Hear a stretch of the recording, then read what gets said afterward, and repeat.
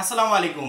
টানা আজ 2টা দিন এইচএসসি 24 নিয়ে কোনো ভিডিওই বানাই না, কারণ কি সেরকম কোনো আপডেট হাতে ছিল না, আমাদের কাছে সেরকম আপডেট আসে নাই। তুমি খেয়াল করে দেখবে কালকেও আমার চ্যানেলে এইচএসসি 24 নিয়ে কোনো ভিডিও নাই, আজকেও নাই।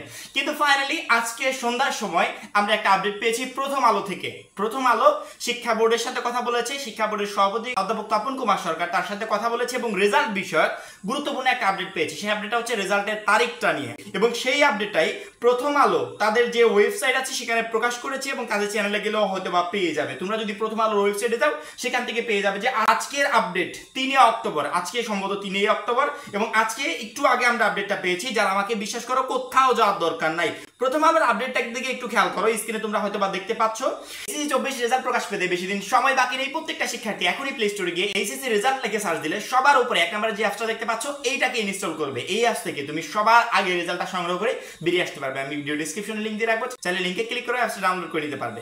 এইচএসসি এর ফল 15 থেকে 17 অক্টোবরের ভিতর। আমরা এর আগের আপডেটে কি পেয়েছিলাম বলতো?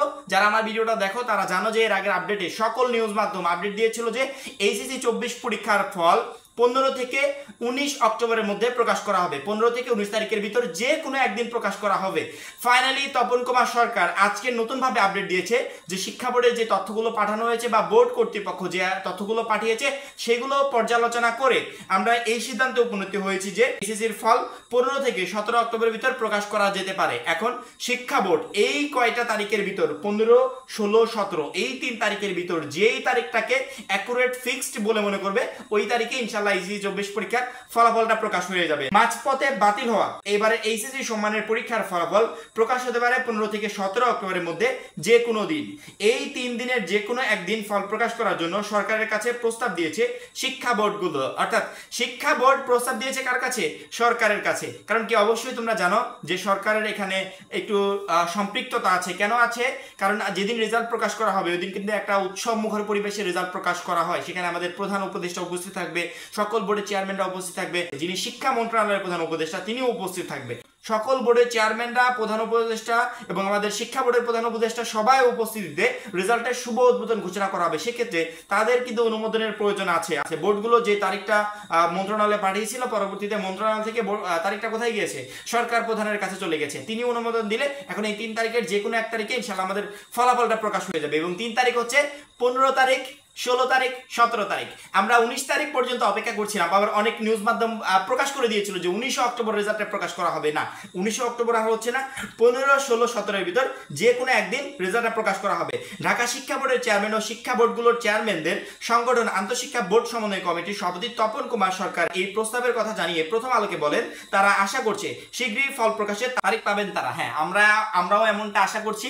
দিন যেতে যেতে পর্যায়ক্রমে একটা দিন যেতে যেতে আজকে আমরা অক্টোবরের 3 তারিখ এবং রাতটা পার হয়ে গেলে অক্টোবরের 4 তারিখ। সেক্ষেত্রে রেজাল্ট প্রকাশ পেতে বেশি কিন্তু সময় নেই। সর্বোচ্চ হলো 3-4 দিনের ভিতর শিক্ষা বোর্ড একটা ফিক্সড তারিখ অ্যানাউন্স করে দিবে।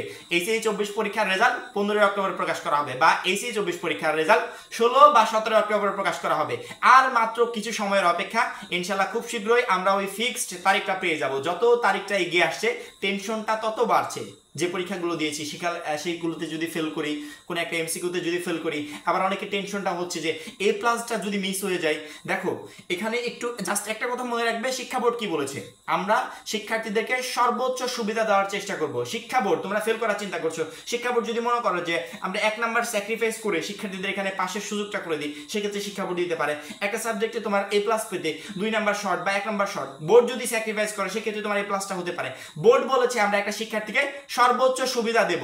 সেক্ষেত্রে বোর্ড সেই সুবিধাটা কিভাবে তোমাদেরকে দিবে সেটা বোর্ডেরই ব্যক্তিগত বিষয়। তবে বোর্ডের কাছে আমরা এটা আশা করব কোনো শিক্ষার্থীর জন্য 1-2 নাম্বারের জন্য ফেল বা 1-2 নাম্বারের জন্য এ প্লাসটা মিস না হয়। প্রত্যেকটা শিক্ষার্থী যেন ভালো রেজাল্ট করতে পারে এবং তোমরাও একটু টেনশন ফ্রি থাকবে। রেজাল্টটা যত ঘনিয়ে আসছে টেনশনটা বাড়বে স্বাভাবিক, তারপরেও একটু রিল্যাক্স থাকার চেষ্টা করবে, টেনশনটা ফ্রি থাকার চেষ্টা করবে।